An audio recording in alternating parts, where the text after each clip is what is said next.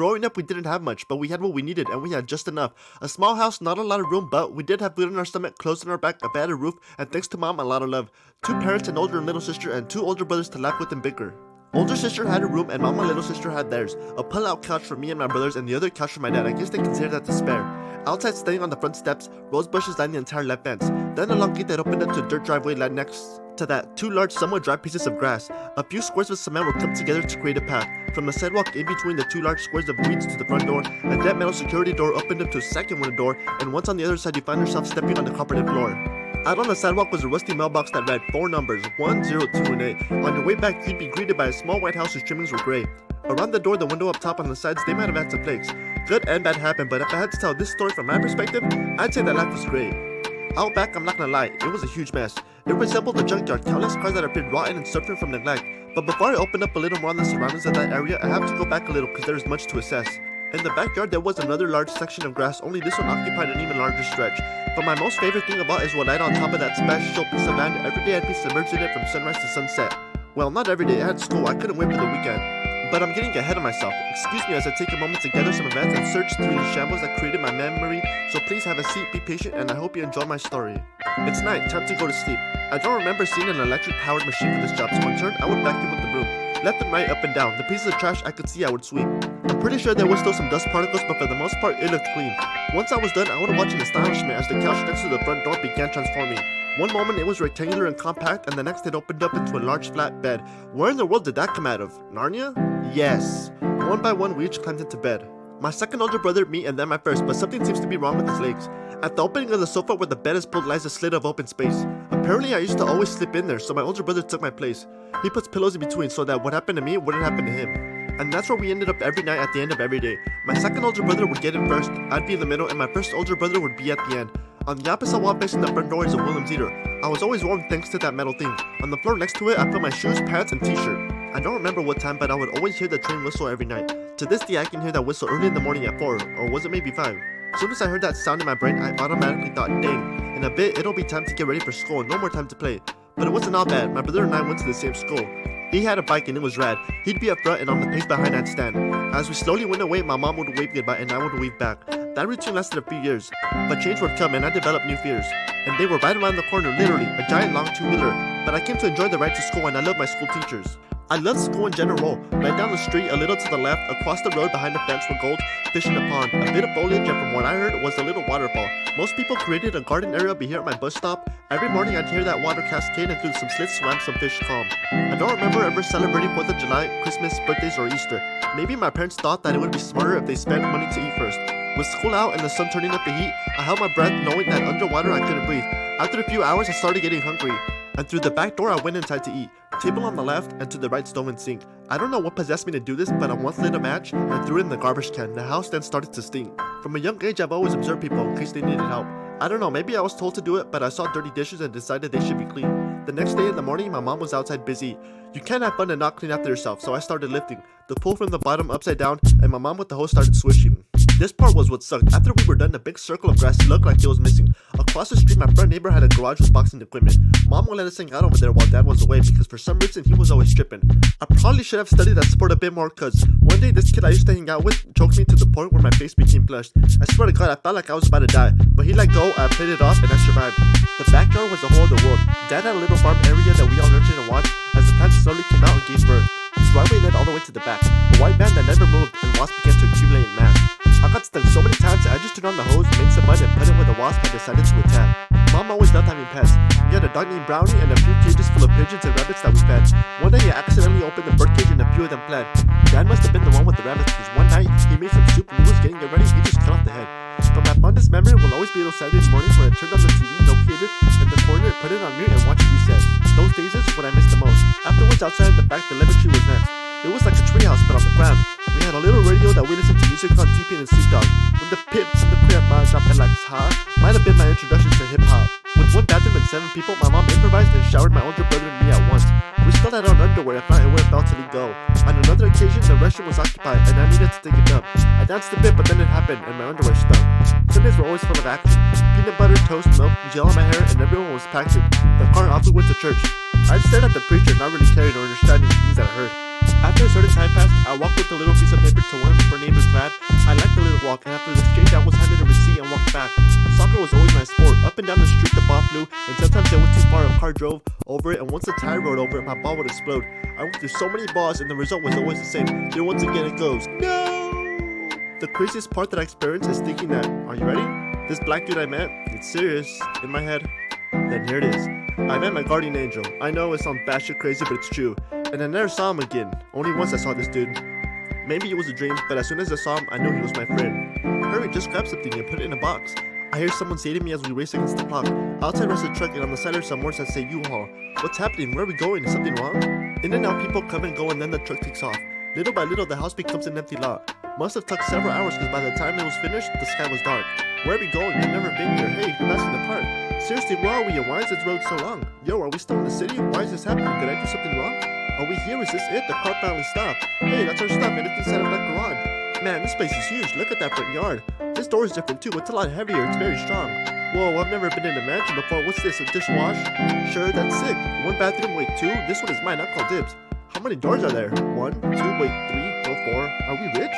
What's this little button on the wall? Suddenly cold air rushed through the vent. Damn, my old one needed to be filled with water from the hose in order for it to refresh. That old man barking on the side of the house, it said it must have been a bitch. But this is some next level technology. You probably need to hire someone to have this thing equipped. I totally forgot I left everyone behind. As I close the door, my attention turns right. Pillars. Never seen those before. They look tight. It looks as if they're holding something up. The porch, it looks like. The outside looks a lot different too. These lines that circulate the wall on the sides, and these houses all look the same with 2-colored paint. The one 2 doors down looks as if they were mine. In fact, they're all alike. I must be inside a Monopoly game. Life within the walls began to emerge. Much had been discovered, but much remained a secret. The pantry and fridge began to fill. Bed and sofas began to build. Tables, chairs, and cajones began to be instilled. All the while, people at times milled around, not sure where to put this and that. So much to arrange and figure out, it almost felt like mission impossible. Eventually, everyone settled down and chilled. Time for bed. This time, my parents had their room, little sister had hers, and so did my older brother too. That's 2. And for me, I shared the final one with who? That's right, my oldest brother whose disease was neutral and he could still move. I had a little table with a heavy box TV and a VCR for movies. I still consider this house a continuation to my second childhood. It was 2006. I was 8 or 9, something like that. Fuck, you do the math. I was born in 96, by the way. A lot had changed, but to me, things were still somewhat the same. I still woke up to cartoons every morning on Saturday. Exactly at 7 a.m., I watched Winx Club, Don't Judge Me, Yu-Gi-Oh!, Teen Titans, Buzz Lightyear, and Sonic X with Dr. Eggman and Knuckles. After my pancakes, that's when I went outside to play. All the kids from the block got together at the end of the street was an empty lot. The perfect place. All day long, back and forth, we'd kick the ball. Then at sunset, if I tuned in on time, there were 2 shows I'd watch. Supernatural and sometimes a film on Harry Potter playing on TV. Sunday came around and church time approached, we'd be showered, dressed up, and on the bench. That routine would repeat. A new school opened up literally 2 minutes away. I was enrolled at Teresa Burke and only attended for 6th grade.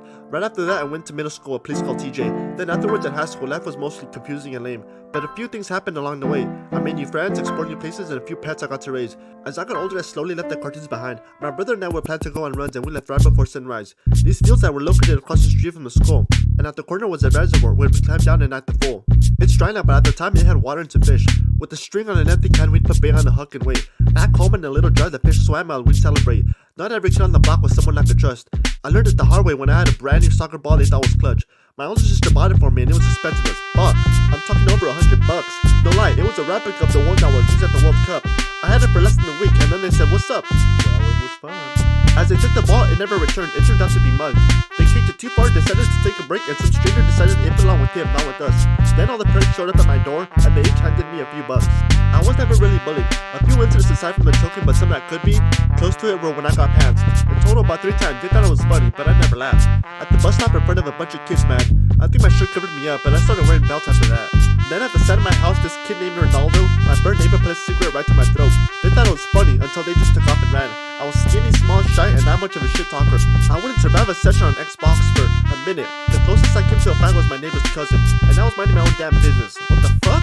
But I was terrified. I could just sense the hostility, and the house still at least several miles away.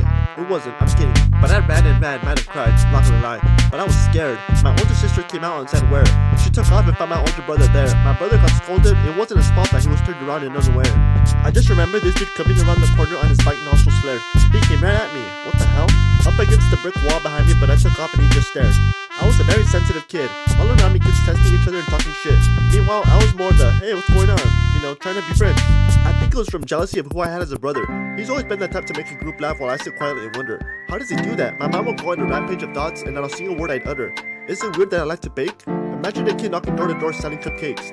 If I'm not the perfect target for a kid to pick on, I don't know what it would take. There is one thing about '93 that really changed me. It was where my love for film and hip-hop blossomed, and it was amazing. There was one night in particular where I was at a house down the street. I probably joined a forbidden club. What I was listening to and watching, my parents wouldn't approve of. This black dude with the Raiders hat, next to a fancy walks and raps. Another guy with the sign starts to run, he's being chased, he does laps. Through some part till he arrives at a neighborhood, hits a for sale sign, falls and naps. That night is engraved in my memory, as I watch Never Baking You on Better Flee. Before I get in trouble, if the people in the house someday hear this, I hope you remember me. Cause I didn't know who it was or the song's name, but if I could replay that moment in my head, I would. Cause I'm a rhyme maker. Who is this? It's Tech 9, my older sister's husband at the time. I love the whole rap style and rock vibe. To this day, I study his flow patterns and vicious rhymes. They lived down central in an apartment with their son, and there I was in their ride.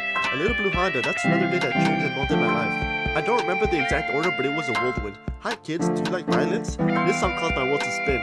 There turned out to be a whole group, and it was the blonde guy who had made the bold tune. I kept discovering new artists in the genre called hip-hop. I was a growing student. The first rhyme I wrote was in 7th grade. It wasn't much, but it's still somewhere in my brain in a storage unit. I would continue to write every so often, taking notes with the blueprint. Sometime later, my older sister had some troubles in her marriage. They divorced, but she would meet someone else who would alter my path as well, changing the stairs which I was using to go through life. I put hip-hop aside and found myself watching a movie. A mammoth, a sloth, and a saber-toothed tiger on an enormous screen. It was my first time in a movie theater at 15, and I never experienced anything like it. A big spring that catapulted me into the film industry. Then I watched Stephen King's Robledo on VHS, and it's only been viewed a few times, but it scared the shit out of me. Man, the power of movies and the things you feel when watching them was a moment of a feeling no words could bring. The OG Spider-Man, Leo and Shutter Island, Denzel and Bucky V. Line, and last but not least, several years ago my older brother left me at a friend's house. He turned on the TV and put in a CD. Wow. My reaction the entire time throughout. Christian Bale and Heath Ledger. As I sat down through it, no other feeling could measure. Then sometime later, before Mart closed, Redbox was the ultimate source. I was at home begging and begging. 30 minutes later, I'm in my room with my brothers who's sick. The TV red, now presenting part 3 of the trilogy. The Dark Knight Rises. My eyes couldn't believe. At times, life seemed completely perfect, not a single worry in mind. But on some occasions, my pitch-perfect reality began shattering. Why? I was growing older, asking questions, and the answers had me feeling like I was living a lie. And then I started making my own realizations, learning that my brother could potentially die. And he did. Dad and I got into an argument years later, and we became estranged. Haven't seen or spoken to each other ever since. Do I want to reconcile? I do not. I'm never letting a person into my life like that ever again. I've always wanted a dog, but they're prohibited where I live. I've had other things though, a hamster, turtle, a fish, a stray dog I kept in the garage for a bit. I fed him, took him out for walks, and I think that's it. This city is all I've ever known. This is a city where all my life I've grown. This is the city of roses, a city called Wasco, where we have too many 99-cent stores and every year we seem to have even more. Where Kmart and Save Mart were taken out to make room for Walmart, where the people went crazy for the new Starbucks and Jack in the Box, where we have not 1, not 2, but 5 parks, where murals are painted on buildings as a trademark, where it only takes about 10 minutes to drive across, where I attended 5 different schools and for my friends group I was ripped apart, where I was put in a soccer team and our first match we lost.